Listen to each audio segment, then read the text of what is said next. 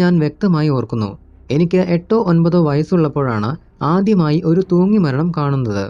ഒരു ദിവസം രാവിലെ അയലത്തെ വീട്ടിൽ നിന്നും കൂട്ടനിലവിളി ഉയർന്നപ്പോൾ അമ്മ അറിയാതെ ഞാൻ അവിടെ പോയി. ആ വീട്ടിലെ ചേച്ചി തൂങ്ങി മരിച്ചു കിടക്കുന്നത് ജനാലയിലൂടെ ഞാൻ കണ്ടു.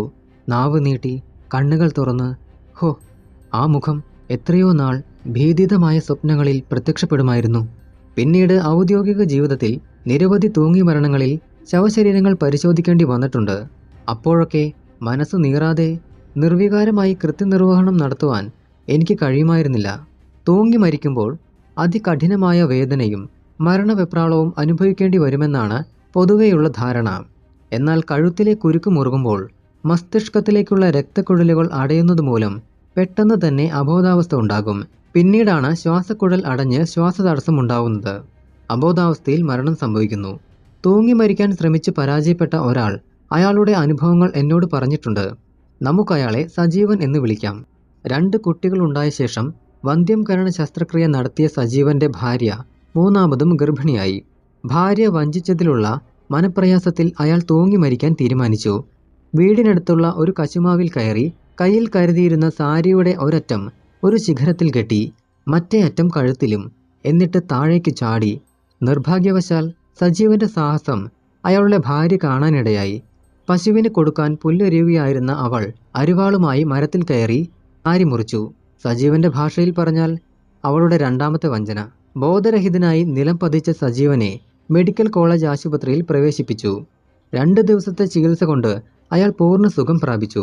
ആശുപത്രി വിട്ട സജീവൻ എന്നെ കാണാൻ വന്നു. ഭാര്യയുടെ വഞ്ചനയും ആത്മഹത്യാ ശ്രമം പരാജയപ്പെട്ടതും അയാളെ ഏറെ ദുഃഖിതനാക്കിയിരുന്നു. അയാളുടെ കഴുത്തിൽ സാരി മുറുകിയ അടയാളം, ലിഗേച്ചർ മാർക്ക് അപ്പോഴും കാണാമായിരുന്നു. അയാൾ തൂങ്ങി മരിച്ചപ്പോൾ ഉണ്ടായ അനുഭവങ്ങൾ എന്നോട് പറഞ്ഞു. കഴുത്തിൽ സാരിയുടെ ഒരറ്റം കുടുക്കിട്ടതിനു ശേഷം താഴേക്ക് ചാടിയപ്പോൾ കണ്ണുകൾക്ക് മുന്നിൽ 2 അഗ്നിഗോളങ്ങൾ പ്രത്യക്ഷപ്പെട്ടതുപോലെ തോന്നി. ചെവിയിൽ വല്ലാത്ത ഒരു മുഴക്കം കേട്ടു.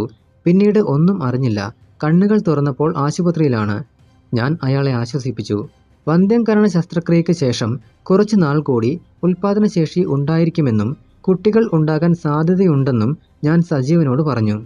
എൻ്റെ കൗൺസിലിംഗ് ഫലപ്രദമായി. അയാൾ തെളിഞ്ഞ മനസ്സോടെയാണ് തിരികെ പോയത്. ഒരു കുടുംബം രക്ഷപ്പെട്ടല്ലോ എന്ന് ഞാൻ ആശ്വസിച്ചു. സജീവന്റെ ഭാര്യയുടെ പ്രസവം SAT ആശുപത്രിയിലായിരുന്നു. പ്രസവാനന്തരം അവളും വന്ധ്യംകരണ ശസ്ത്രക്രിയയ്ക്ക് വിധേയയായി.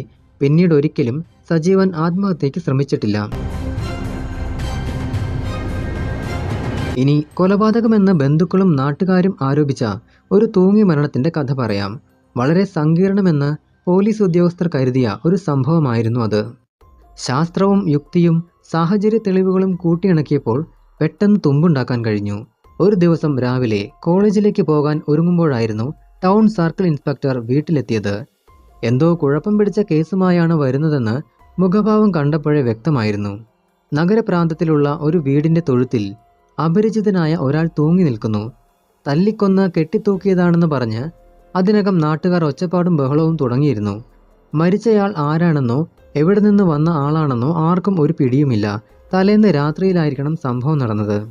രാവിലെയാണ് വീട്ടുകാർ പ്രേതം കാണുന്നത്. ഞാൻ ഇൻസ്പെക്ടറോടൊപ്പം സ്ഥലത്തെത്തി.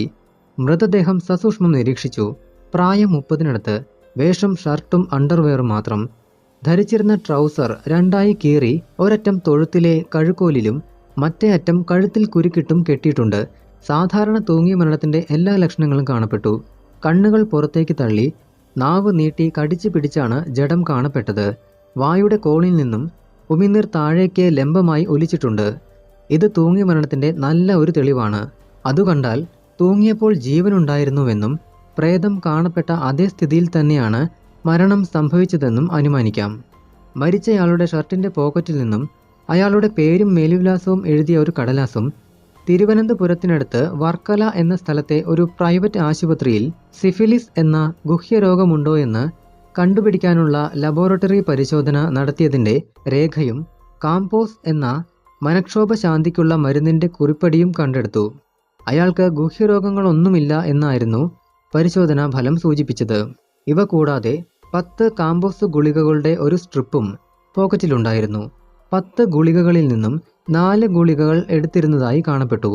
അയാൾ വലതു കൈയിലെ മോതിരവിരലിൽ ഒരു പുതിയ തിളങ്ങുന്ന വിവാഹമോതിരം ധരിച്ചിരുന്നു.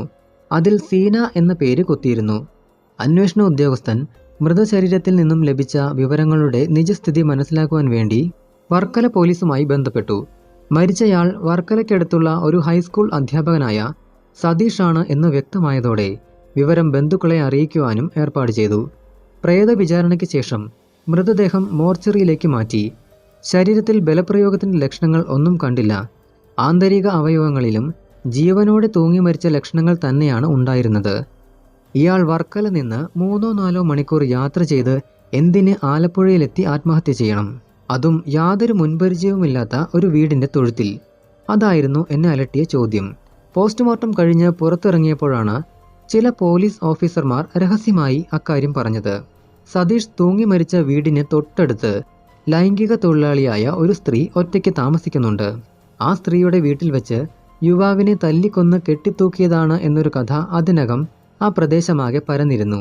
അതുകൊണ്ട് അന്വേഷണ ഉദ്യോഗസ്ഥർ പോസ്റ്റ്മോർട്ടം പരിശോധന കഴിയാൻ വേണ്ടി ഉദ്യോഗത്തോടെ കാത്തിരിക്കുകയായിരുന്നു. ആ യുവാവിന്റെ ശരീരത്തിൽ ഒരു പരിക്ക് പോലും ഉണ്ടായിരുന്നില്ല എന്നും ഞാൻ അവരോട് പറഞ്ഞു. സതീഷിന്റെ ബന്ധുക്കൾ ആലപ്പുഴയിൽ എത്തി മൃതദേഹം തിരിച്ചറിഞ്ഞു. അയാളുടെ വിവാഹം കഴിഞ്ഞിട്ട് വെറും 10 ദിവസമേ ആയിരുന്നുള്ളൂ. 2 ദിവസം മുൻപ് ആലപ്പുഴയിൽ ഒരു ഓഫീസ് കാര്യത്തിന് പോകുന്നു എന്ന് ഭാര്യയോട് പറഞ്ഞിട്ടാണ് വീട്ടിൽ നിന്നും യാത്ര തിരിച്ചത്. പോകുന്നതിന് മുൻപ് സ്വന്തം സ്വർണമാല ഊരി ഭാര്യയെ ഏൽപ്പിച്ചിരുന്നു.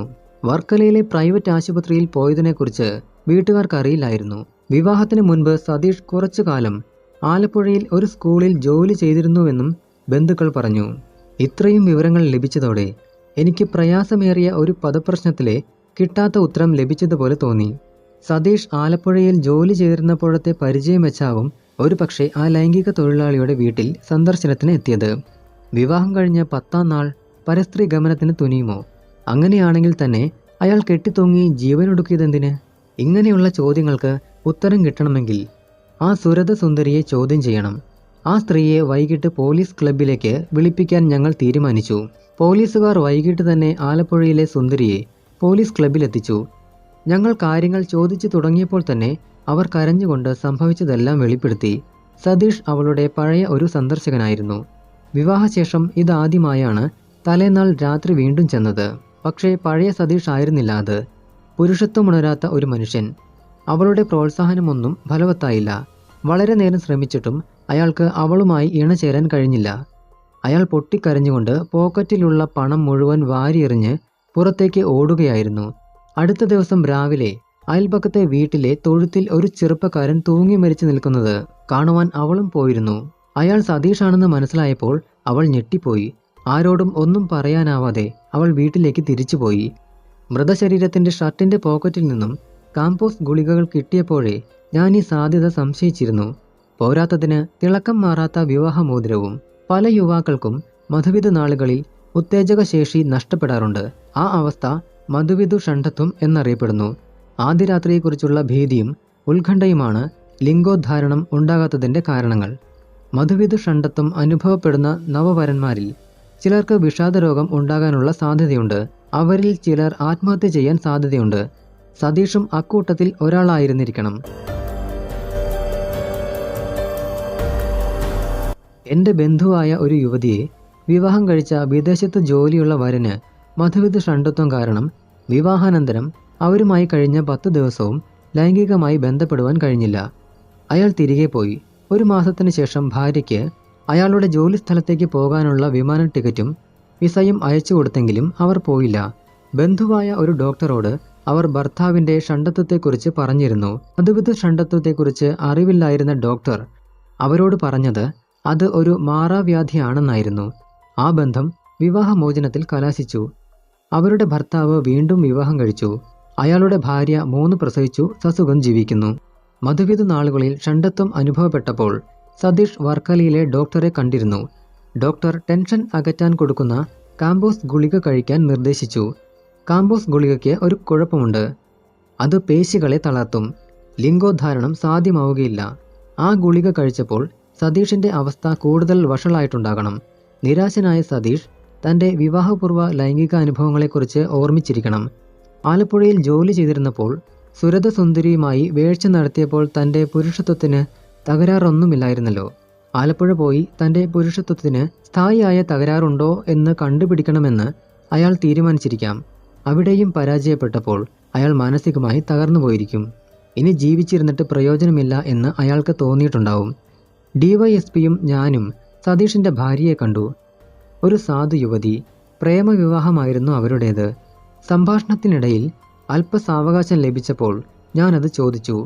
കിടപ്പറയിലെ 8 രാവുകളിലും സതീഷ് ഷണ്ഠനായിരുന്നു. ഭാര്യ നിർബന്ധിച്ചിട്ടാണത്രേ അയാൾ വർക്കലയിലെ ഡോക്ടറെ കാണാൻ പോയത്. പിന്നീട് ഞങ്ങൾ ആ ഡോക്ടറെയും കണ്ടു. അതോടെ അന്വേഷണം പൂർത്തിയായി. മധുവിധു കാലത്തെ ഈ ഉത്തേജനമില്ലായ്മയ്ക്ക് മരുന്നല്ല, കൗൺസിലിംഗ് ആണ് വേണ്ടത്. സതീഷ് ഒരു മനഃശാസ്ത്രജ്ഞനെ കണ്ടിരുന്നെങ്കിൽ